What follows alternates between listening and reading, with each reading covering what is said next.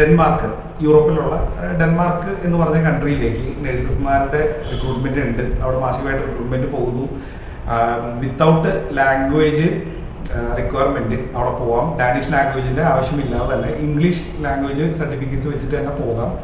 അത് ജെനുവിൻ ആണോ എന്നുള്ള ഒരു ക്വസ്റ്റ്യൻ വന്നതിന്റെ ഒരു ഡീറ്റെയിലിംഗ് ആണ് ഈ വീഡിയോയിൽ ഞാൻ ചെയ്യാൻ ഉദ്ദേശിക്കുന്നത്. ആക്ച്വലി ഡാനിഷ് ലാംഗ്വേജ് അറിയാതെ തന്നെ ഡെൻമാർക്കിൽ പോയി അവിടെ ഒരു രജിസ്റ്റേർഡ് നേഴ്സായിട്ട് വർക്ക് ചെയ്യാൻ പറ്റുമോ എന്നുള്ളതായിരുന്നു എനിക്ക് വന്ന ക്വസ്റ്റ്യൻ.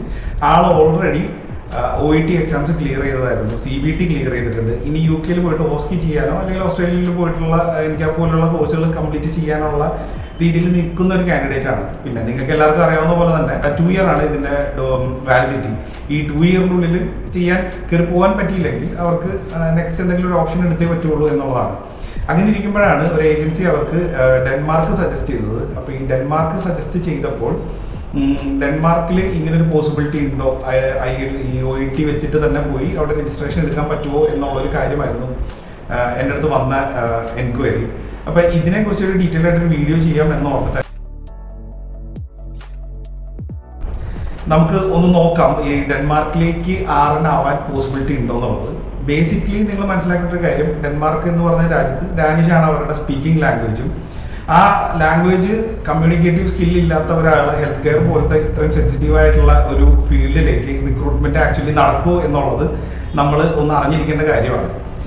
ഡെൻമാർക്കിൽ ആദ്യം ലാംഗ്വേജ് റിക്വയർമെന്റ് മാൻഡേറ്ററി ആയിരുന്നെങ്കിൽ ഇപ്പോൾ ഡാനിഷ് ഗവൺമെന്റ് അതിനകത്ത് കുറെ ഫ്ലെക്സിബിലിറ്റീസ് കൊണ്ടുവന്നിട്ടുണ്ട്.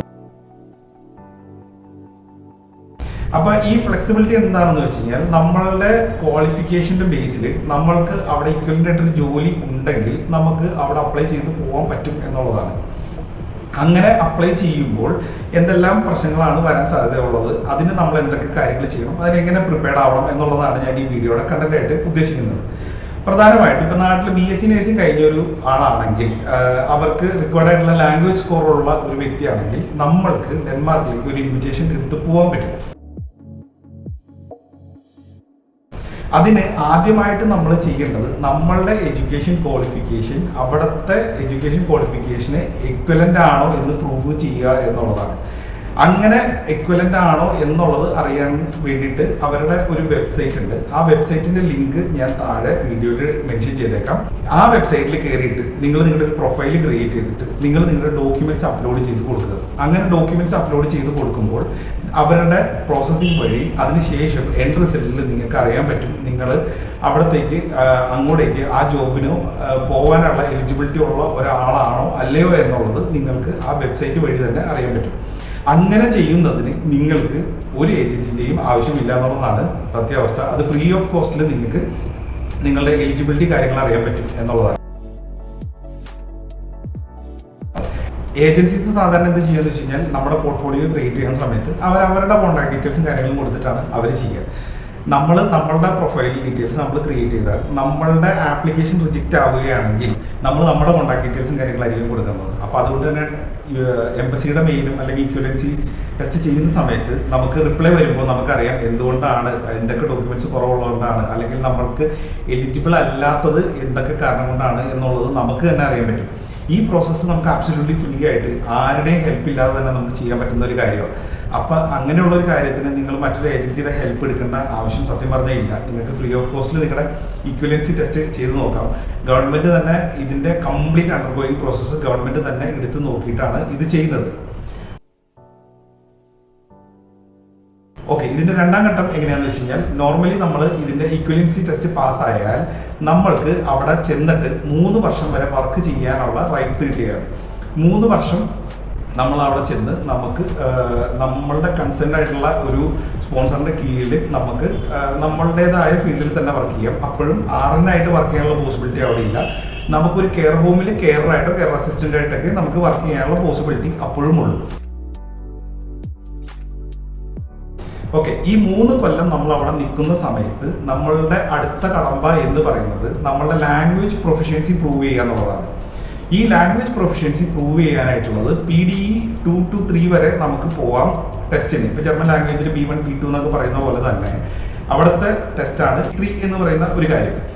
ഈ കാര്യം നമ്മൾ അവിടെ വർക്ക് ചെയ്യുന്ന സമയത്ത് തന്നെ നമ്മൾ അവിടെ ഈ എക്സാംസ് ഇതിൻ്റെ ക്ലാസ്സസ് റെഗുലറായിട്ട് അറ്റൻഡ് ചെയ്യുകയും അതിനുശേഷം നമ്മൾ അവിടെ ഇതിൻ്റെ എക്സാംസ് റെഗുലറായിട്ട് കൊടുത്ത് നമ്മളുടെ ലാംഗ്വേജ് പ്രൊഫഷൻസി പ്രൂവ് ചെയ്യുക എന്നുള്ളതാണ് ഇതിൻ്റെ അത്യാവശ്യമുള്ള മറ്റൊരു കാര്യം. ഇങ്ങനെ 3 വർഷം നമുക്ക് ആ ഗവൺമെൻറ് തരുന്ന ആ പീരീഡിനെയാണ് നമ്മുടെ അഡാപ്റ്റേഷൻ പീരീഡ് എന്ന് പറയുന്നത്. ഈ അഡാപ്റ്റേഷൻ പീരീഡിൻ്റെ സമയത്ത് നമ്മൾക്ക് എംപ്ലോയറിൻ്റെ അടുത്ത് വർക്ക് ചെയ്യാമെന്ന് ഞാൻ പറഞ്ഞല്ലോ. നോർമലി ഇങ്ങനെ ഈ അഡാപ്റ്റേഷൻ പീരീഡിലാണ് നമ്മൾക്ക് അവിടെ ജോലി തരാം എന്ന് പറഞ്ഞ് നമ്മുടെ നാട്ടിൽ നിന്നും പല ഏജൻസീസും ആളുകളെ അവിടെ കൊണ്ടുപോയി ജോലി കൊടുക്കുന്നത്.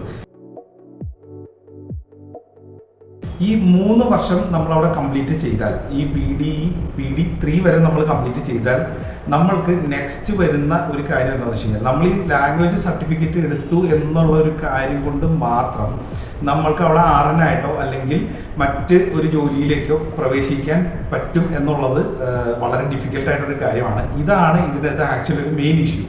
നമ്മളുടെ നാട്ടിൽ നിന്നും പല ഏജന്റ് ആളുകളും കൊണ്ടുപോകുന്നത് ഈ 3 ഇയർ അഡാപ്റ്റേഷൻ പീരീഡിലേക്കുള്ള വിസയ്ക്കാണ്. ആക്ച്വലി ഈ 3 ഇയറിലെ അഡാപ്റ്റേഷൻ്റെ കാര്യം നിങ്ങൾക്ക് ചെയ്യാൻ വേണ്ടിയിട്ട് മറ്റ് ഒരു ഏജന്റിന്റെ ആവശ്യമില്ലാതെ നിങ്ങൾക്ക് ആബ്സല്യൂട്ട്ലി ഫ്രീ ആയിട്ട് അല്ലെങ്കിൽ ബേസിക് എക്സ്പെൻസസ് മാത്രം ബെയർ ചെയ്തിട്ട് നിങ്ങൾക്ക് ചെയ്യാവുന്ന ഒരു കാര്യമാണ്. ഈ 3 ലക്ഷം നിങ്ങളുടെ 3 ലക്ഷം പൈസ മേടിച്ചിട്ട് നിങ്ങളുടെ ഈ ക്വാളിഫിക്കേഷൻ കാര്യങ്ങൾ ചെക്ക് ചെയ്ത് നോക്കാനും പിന്നെ അതിനുശേഷം അവിടെ ചെന്നതിന് ശേഷമുള്ള ഫെസിലിറ്റീസ് പ്രൊവൈഡ് ചെയ്യാനൊക്കെ കൂടി ഈ 6-7 ലക്ഷം നിങ്ങൾ ശരിക്കും കൊടുക്കേണ്ട ആവശ്യം വരുന്നില്ല എന്നുള്ളതാണ് ഇതിൻ്റെ ഒരു വാസ്തവം. അത് മാത്രമല്ല, ഈ 3 വർഷം നിങ്ങൾ പീരീഡ് ക്ലിയർ ചെയ്തതിന് ശേഷം ഈവൻ ഇഫ് നിങ്ങൾക്ക് PD നിങ്ങൾ 2 വരെ ക്ലിയർ ചെയ്താൽ പോലും ഇതിന് പുറമെ നിങ്ങൾക്ക് വേറൊരു പ്രശ്നം വരുന്നത്, ആക്ച്വൽ കമ്മ്യൂണിക്കേഷൻ സ്കില്ല് ഇതിന് പ്രോപ്പർ ആണോ, നിങ്ങളുടെ കമ്മ്യൂണിക്കേഷനും അതുപോലെ തന്നെ ഡാനിഷ് ലാംഗ്വേജിലുള്ള നിങ്ങളുടെ പ്രൊഫിഷ്യൻസിയും എത്രമാത്രം മെച്ചപ്പെട്ടു എന്നുള്ളത് നിങ്ങളുടെ സ്പോൺസറിന് ബോധ്യപ്പെട്ടാൽ മാത്രമേ നിങ്ങളുടെ ഫ്യൂച്ചറിലേക്കുള്ള വിസയിലേക്കുള്ള പോലും ബാക്കിയുള്ള ട്രാൻസ്ഫറും കാര്യങ്ങളൊക്കെ നടക്കുകയുള്ളൂ.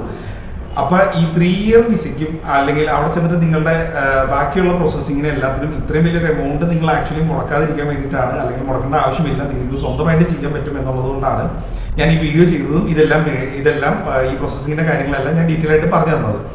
അപ്പോൾ ആക്ച്വലി നിങ്ങൾ ഇതിന് വലിയൊരു എമൗണ്ട് മുടക്കേണ്ട ആവശ്യമില്ല. അവിടെ വേക്കൻസീസ് ഉണ്ട്. പക്ഷേ ഈവൻ എവറി മൈനർ ചെറിയ ഡോക്യുമെന്റ്സിന് പോലും അവർ വളരെ സ്ട്രിക്റ്റ് ആയിട്ടുള്ള മോണിറ്ററിങ് ചെയ്തിട്ടാണ് അവർ ചെയ്യുന്നത്. അതുകൊണ്ട് തന്നെ എല്ലാ ഡോക്യുമെന്റ്സും പക്കെ അതിന് ശേഷം മാത്രം നിങ്ങൾ ഈ ഇങ്ങനെയുള്ള പ്രോസസ്സിന്റെ കാര്യങ്ങളിലേക്ക് പോയാൽ മതി. അതുപോലെ തന്നെ നിങ്ങൾ ഏതെങ്കിലും ഒരു ഏജന്റിന് വലിയ ഭീമമായ ഒരു എമൗണ്ട് ഒന്നും കൊടുത്തത് ചെയ്യാൻ നിൽക്കണ്ട. ആദ്യം നിങ്ങളുടെ ഇക്വലൻസി ടെസ്റ്റ് നിങ്ങൾ സ്വയം ചെയ്ത് അത് ഓക്കെ ആണെന്ന് നോക്കിയതിനു ശേഷം മാത്രം ഇങ്ങനെയുള്ള കാര്യങ്ങൾക്ക് പോവുക. നിങ്ങൾ ഇവിടുത്തെ ലാംഗ്വേജ് കാര്യങ്ങളെല്ലാം എടുത്തു, നിങ്ങളുടെ OET കാര്യങ്ങളെല്ലാം എടുത്തു എന്നുള്ളത് ഒരു പോസിറ്റീവ് ആണെങ്കിൽ അവിടെ എത്തിയതിന് ശേഷം നിങ്ങൾക്ക് ഒരുപാട് കടമകൾ കടക്കാനുണ്ട്.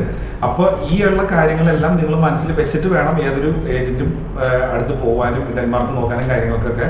ഒരിക്കലും ഇത്ര വലിയ ഭീമമായ ഒരു എമൗണ്ട് കൊടുത്തിട്ട് ഇത് ചെയ്യേണ്ട എന്നുള്ളതാണ് എൻ്റെ പേഴ്സണൽ സജഷൻ. ഞാൻ ആദ്യം പറഞ്ഞ പോലെ ഇതിൻ്റെ പ്രോസസ്സിങ്ങിനുള്ള ലിങ്ക് ഞാൻ താഴെ ഡിസ്ക്രിപ്ഷനിൽ മെൻഷൻ ചെയ്തിട്ടുണ്ട്. നിങ്ങൾക്ക് അവിടെ ക്ലിക്ക് ചെയ്ത് ഡയറക്റ്റ് പോർട്ടലിൽ പോയിട്ട് നിങ്ങളുടെ ക്വാളിഫിക്കേഷൻ കാര്യങ്ങളെല്ലാം ചെക്ക് ചെയ്ത് നോക്കാം, നിങ്ങളുടെ ഇക്വലൻസി ടെസ്റ്റ് നോക്കാം.